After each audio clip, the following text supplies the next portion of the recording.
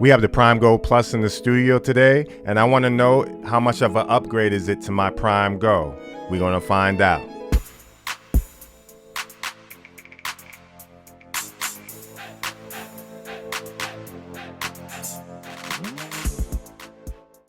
What's up, my fearless friends? Shayshahn, PhearNone MacPherson, back to you with another Gear and Gadgets, where I like to talk tech, apparel, and gear for DJs, musicians, and artists alike.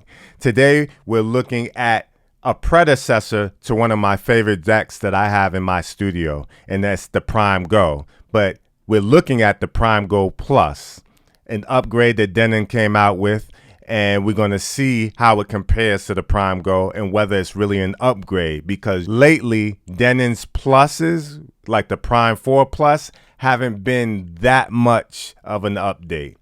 So we're going to find out what this one is. But first, let's unbox it.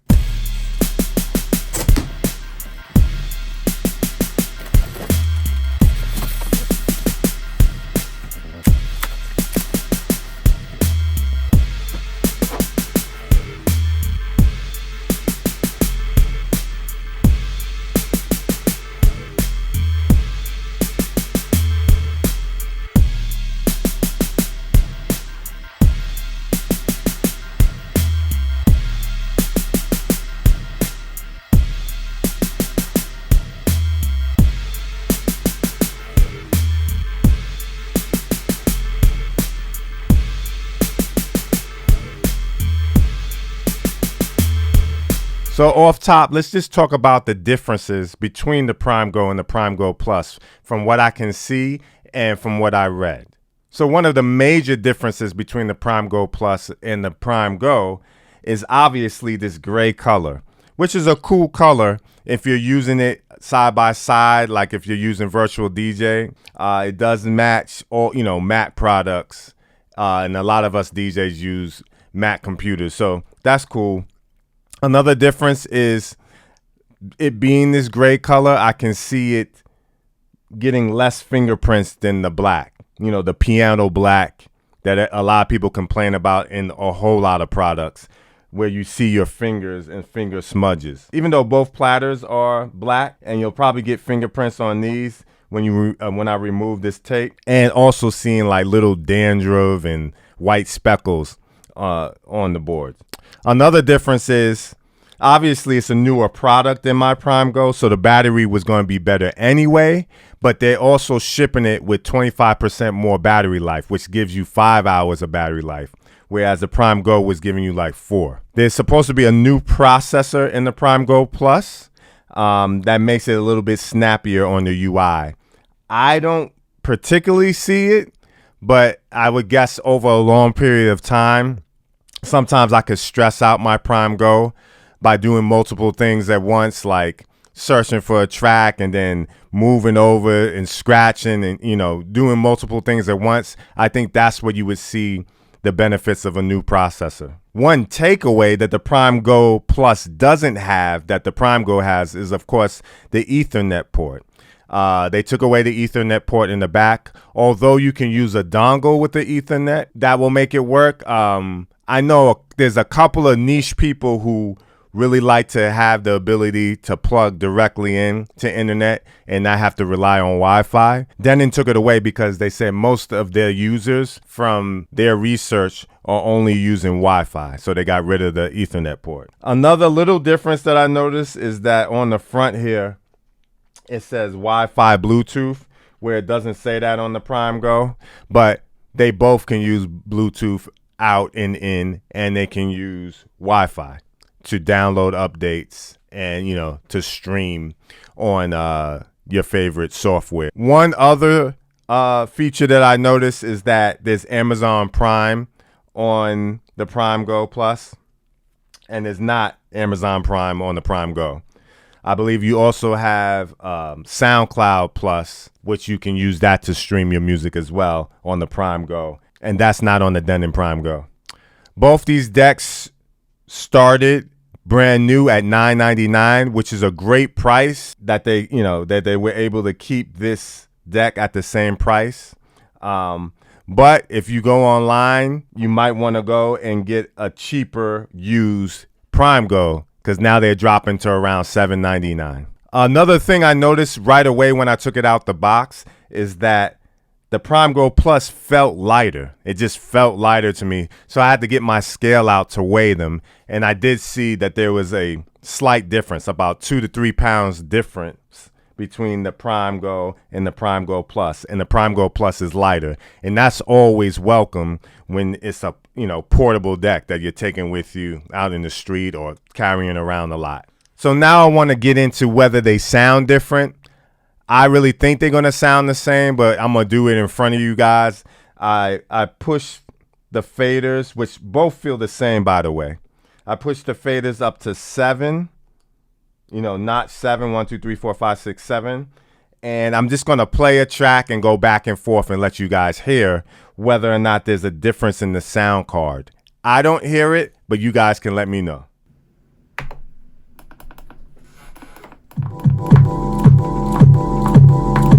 2017 day 3, gloomy day NYC. Got a phone in the beat, shorty in the bed, devil in the street. 20 days minus 3. 2017 day 3, gloomy day NYC. Got a phone in the beat, shorty in the bed, devil in the street. 20 days minus 3. Then we back to 17. Rotations left to the nation left.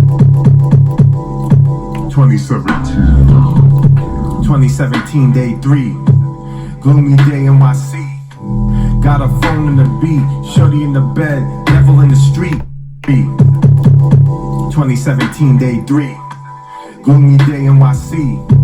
Got a phone in the beat, shorty in the bed, devil in the street. So I don't know. You guys let me know if you hear a difference between the two decks. I really don't hear a difference. And they, everything's at 12 o'clock on both decks. And like I said, I'm on notch 7 on the faders. And one sidebar about faders. So my Prime Go was having issues when I got all the way over, or when, I like to blend tracks very slowly into the next one, almost seamlessly, so you don't hear me actually switching the tracks. And this Prime Go got a lot of use and a lot of wear, so the fader was starting to mess up on the Prime Go.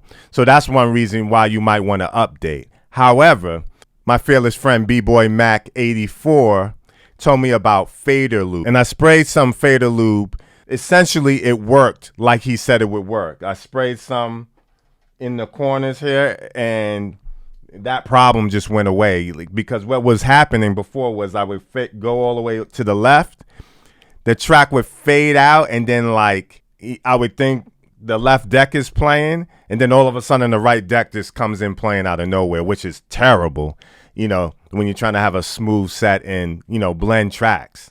And this fader lube took it right away.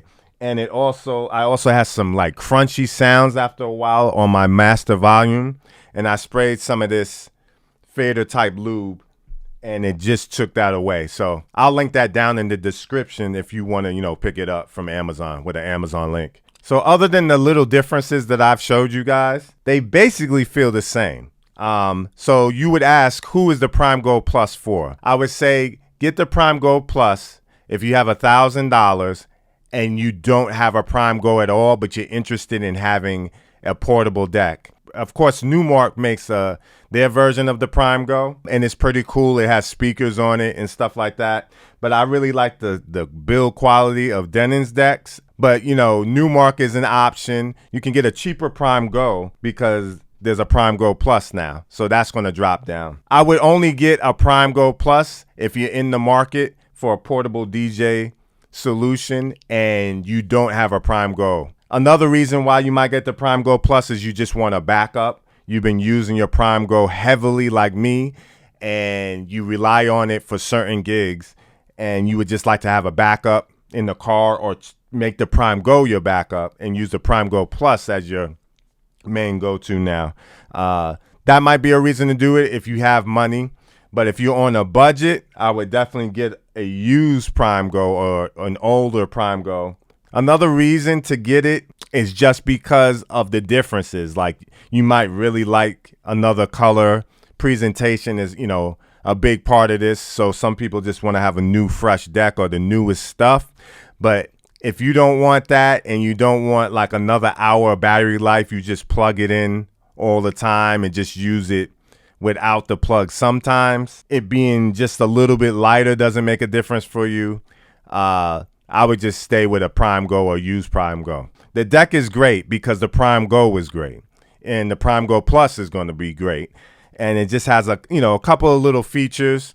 To me, it's 95% the same. And if you really need an Ethernet port and you don't want to use a dongle, you got to use the Prime Go. But like I said, you can get a dongle and plug that right in. But I don't know. You guys let me know. Would you get a Prime Go Plus for just 5% new features, or would you try to wait for a Prime Go Mark II? I don't know when that's going to happen. I don't think it's going to happen next year, but it might, but I don't think so. I would really have to work with it for a long time to see if there's really any benefits to the new processor. And once again, my name is Shayshahn PhearNone MacPherson. Please like this video. Don't forget to subscribe. Let me know about any new gear that you might be interested in. I'm going to be on tour for about a month over in Europe again.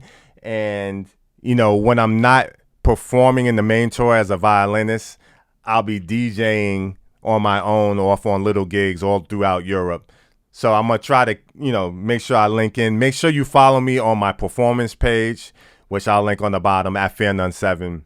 And make sure you let me know about any gear that you might want to know about coming out. We got Black Friday coming up, and I know a lot of gear is going to go on sale, so that's going to be crazy.